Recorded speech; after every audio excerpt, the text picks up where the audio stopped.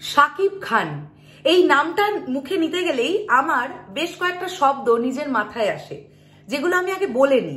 তারপরে আমি কেন বলছি এই কথাগুলো সেটা তোমাদেরকে বলছি। বন্ধুরা, শাকিব খান মানেই আমার প্রথমেই যেটা মাথায় আসে সেটা হচ্ছে একজন সুদর্শন নায়ক, যাকে অত্যন্ত সুন্দর দেখতে।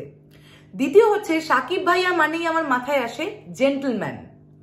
তৃতীয় হচ্ছে একজন মার্জিত মানুষ, যিনি কম কথা বলেন, পরচর্চা পরনিন্দা থেকে দূরে থাকেন। তাকে নিয়ে অনেক কন্ট্রোভার্সি হয়, তিনি সেগুলোকে পাত্তা দেন না। আর 4 নম্বর মাথায় আসে, ইনি এমন একজন সুপারস্টার যিনি বাংলাদেশ চলচ্চিত্র জগৎকে একটা অন্য মাত্রায় নিয়ে যাওয়ার চেষ্টা করার যারা কাণ্ডারি আছেন তাদের মধ্যে অন্যতম একজন মানুষ। এবার কথাটা হচ্ছে কেন আমি এই কথাগুলো বললাম। বন্ধুরা, একজন মানুষ সুপারস্টার তিনি ভালোবাসা তখনই অর্জন করেন বা করতে পারেন যখন অডিয়েন্সের তার প্রতি রেসপেক্ট বাড়বে বা সম্মান বাড়বে। শাকিব ভাইয়াকে নিয়ে চারিদিকে কম কন্ট্রোভার্সি হয় না। প্রচুর জন এমনটাও চেষ্টা করেন যে এই নামটা নিয়ে যদি একটুখানি কিছু কথা বলে দেওয়া যায় তাহলেই আমাদের ভিডিওতে প্রচুর ভিউজ আসবে। কারণ শাকিব ভাইয়ার যারা ফ্যানেরা, অর্থাৎ তোমরা শাকিবিয়ানরা, শাকিব ভাইয়াকে নিয়ে ভালো কথাকে যেমন অ্যাপ্রিসিয়েট করতে পারো, শাকিব ভাইয়াকে নিয়ে কোনো নেগেটিভ মন্তব্যে তোমরা প্রতিরোধও করতে পারো, প্রতিবাদও করতে পারো। এবং যখন প্রতিবাদটা তোমরা করছো, পার্টিকুলার সেই ভিডিওটা বা সেই নিউজটা তো তোমরা দেখছো। কাজেই যারা শাকিব ভাইয়াকে নিয়ে কন্ট্রোভার্সি করে মার্কেটে টিকে থাকার চেষ্টা করেন বা করছেন, তারাও কিন্তু তাদের দিক থেকে তারা গেনার, কারণ তাদের ভিডিওতে ভিউজ হচ্ছে। শাকিব ভাইয়া কতটা পরিমার্জিত একজন মানুষ, একজন সুপারস্টার, একজন নায়ক, আমি অবাক হয়ে গেলাম। একটা রিল ভিডিও আমার চোখে পড়লো এবং এটা নিয়ে কথা বলতেই হবে, কারণ আমি এই মানুষটাকে নিয়ে প্রচুর ভিডিওস তো তৈরি করি। আমি একজন অডিয়েন্স হিসেবে বা ওনার অনুরাগী হিসেবে, শুভাকাঙ্ক্ষী হিসেবে আমার যেটা মনে হলো এক ঝলক দেখে সেটা তো শেয়ার করবই।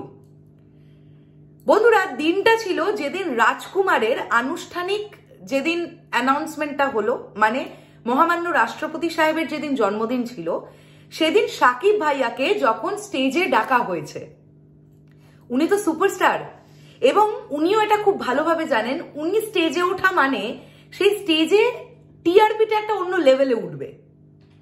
এবং প্রচুর মিডিয়া হাউস তারা লিটারালি ওয়েট করে যে কখন শাকিব ভাইয়ার একটা ভালো ছবি তারা তুলতে পারবে, তারা তাদের প্ল্যাটফর্ম থেকে দিতে পারবে। তো এরকম একটা সময় শাকিব ভাইয়াকে স্টেজে ডাকা হয়েছে। উনি চাইলেই একা উঠে যেতে পারতেন।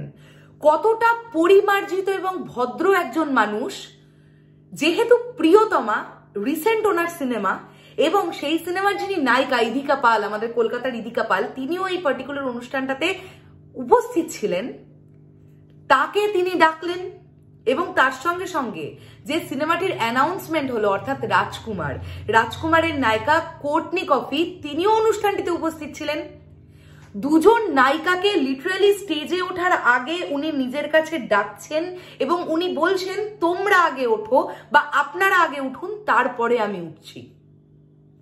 এইগুলোই হচ্ছে মানুষের মনে রাখার মতন জায়গা। আজকে আমরা অডিয়েন্স বা আমরা তার ফ্যান বা আমরা তার ভালো চাই, আমরা তাকে নিয়ে ভালো কথা বলি, আমি একটা কন্টেন্ট মেক করলাম।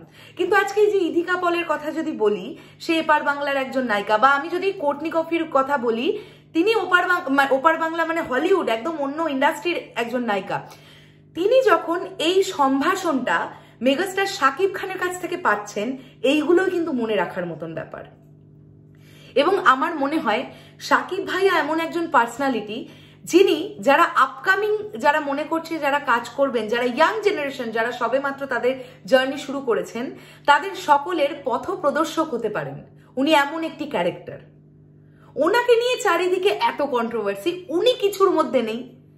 ওনাকে চরমভাবে না খোঁচালে ওনার মুখ থেকে একটা কথাও বেরোয় না, কারণ উনি হাসেন। উনি বলেন যে সেলিব্রিটিদের নিয়েই তো আলোচনা হবে, এটাকে উনি এনজয় করেন। So that's called superstardom. আর এই যে বিষয়টা যেটা আমি দেখতে পেলাম রিল ভিডিওটার মাধ্যমে, এবার বলে দিচ্ছি রিল ভিডিওটা যাতে তোমরাও দেখতে পাও, তাই কমেন্ট বক্সে আমি লিঙ্কটা দিয়ে রাখলাম, রিল ভিডিওটা দেখো। প্রথমে ইদিকা পলকে তিনি ডাকলেন, ইদিকা পল কিন্তু প্রায় উঠেও পড়লেন স্টেজে, কিন্তু কোর্টনি কফিকে আগে না পাঠিয়ে উনি কিন্তু স্টেজে উঠলেন না। মানে ওনার নায়িকাদের উনি সম্মান দিলেন, আগে আপনারা উঠুন তারপরে আমি উঠছি। এইগুলোই মনে রাখার মতন এবং ভালো লাগার মতন এবং রেসপেক্ট তৈরি হওয়ার মতন জিনিস বা জায়গা আমার মনে হয়। তোমাদের কি এন্টায়ার বিষয়টাকে নিয়ে বক্তব্য কমেন্ট করো, অবশ্যই জানাও। আসছি আবার খুব শীঘ্রই, যদি আজকে আর না হয় আগামীকাল নতুন ভিডিও নিয়ে। তাহলে এখনের জন্য টাটা।